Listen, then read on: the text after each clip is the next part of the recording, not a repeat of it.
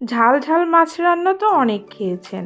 আজকে আপনাদের জন্য নিয়ে এসেছি ঝাল মিষ্টির অসাধারণ কম্বিনেশনে তৈরি ঝাল মিষ্টি কার্প মাছ।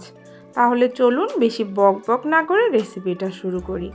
ঝাল মিষ্টি কার্প মাছ বানানোর জন্য প্রথমে আস্ত মাছের গা ছুরি দিয়ে কেটে নিতে হবে।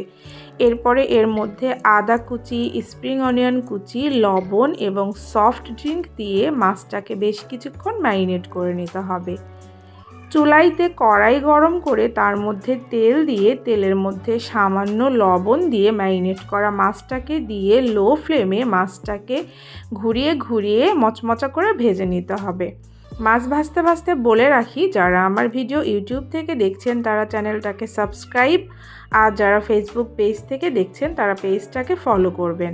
মাছ ভাজা হয়ে গেলে মাছটাকে একপাশে সরিয়ে বাকি তেলের মধ্যে রসুন কুচি, মরিচ কুচি এবং মরিচের পেস্ট দিয়ে কিছুক্ষণ ভেজে দিয়ে দিতে হবে পরিমাণ মতো পানি এবং সফট ড্রিঙ্ক।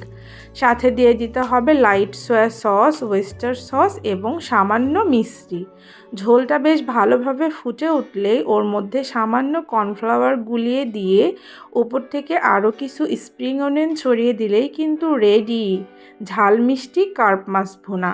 রেসিপি ভালো লাগলে লাইক, কমেন্ট, শেয়ার করবেন।